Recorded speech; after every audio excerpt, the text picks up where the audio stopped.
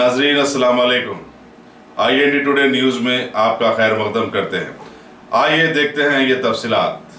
Assembly हल्का नामपल्ली की 120 से ज़ायद मसाजिद का इमाम किराम और खतीब साहिबान का एक इजलास आज Shah function hall red hills में मुनक़िद हुआ, जिसमें सदर मजलिस बैरिस्टर असदुद्दीन अवैसी MP और मजलिस उम्मीदवार हल्का नामपल्ली जाफर हुसैन मेराज ने शिरकत की। इजलास में वोट और उसकी अहमियत से वाकिफ करवाया गया और उनसे कहा गया कि वह आवामी शऊर की बेदारी में अपना हिस्सा अदा करे। तेलंगाना असम्बली इंतखाबात के लिए रायदही जुमा 7 दिसंबर को मुकर्रर है।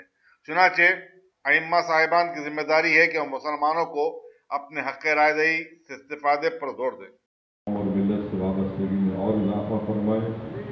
और आज जो आप लोग यहाँ पर तशरीफ़ लाए, अल्लाह सुब्हानहू व तआला आपके दिल में भी कौम और मिल्लत की और मोहब्बत पैदा करे और आप जो नेक काम कर रहे हैं अल्लाह उसको कबूल भी करे।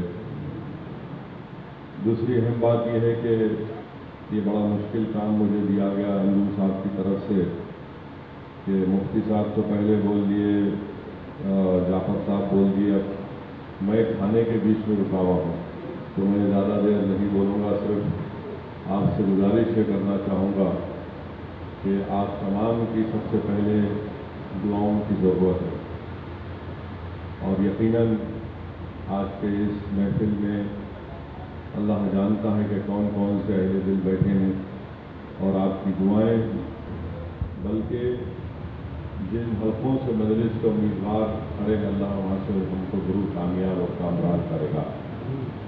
तीसरी बात यह है कि मैं जानता हूँ कि करनूल में एक बहुत अज़ीमुश्शान इज्तिमा होने जा रहा है और मेरी आप तमाम ज़िम्मेदारान से गुजारिश है, मैं हमारे शाहिद भाई के घर पे भी जाके हम लोग मुलाकात हुई, बातचीत हुई। 7 तारीख को पोलिंग है, तो मेरी आपसे रबन गुजारिश है कि पोलिंग करवा कर अगर आप लोग इशा की नमाज के बाद जाएंगे तो बेहतर होगा। अगर आप पहले मैदान छोड़ के चले जाएंगे तो फिर 1 घंटे में हम लोग आराम से पहुंच जा सकते। रोड्स काफ़ी अच्छे हैं और अल्हम्दुलिल्लाह।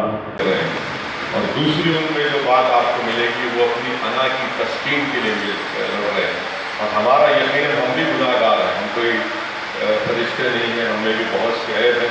कि करम में मेरे अल्लाह का इसका सदका है नबी करीम सल्लल्लाहु अलैहि वसल्लम का कि अल्लाह हमारे ऐबों को छुपा कर, मगर हम अपनी अना के लिए नहीं बल्कि हम कौम और मिल्लत के काम करने के लिए लड़ रहे हैं। तो ये 2 चीज़ हैं, जितने मुखालिफ उम्मीदवार हैं वो उनमें इंफरादियत है, कूट के इंफरादियत भरी है।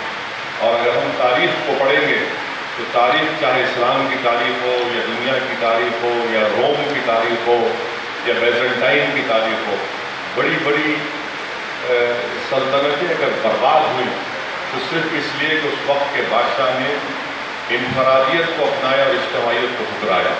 तो मैं आपसे वादा कर रहा हूँ कि हम हमेशा हमारे बुजुर्गों के बताए रास्ते पर चलते आए हैं।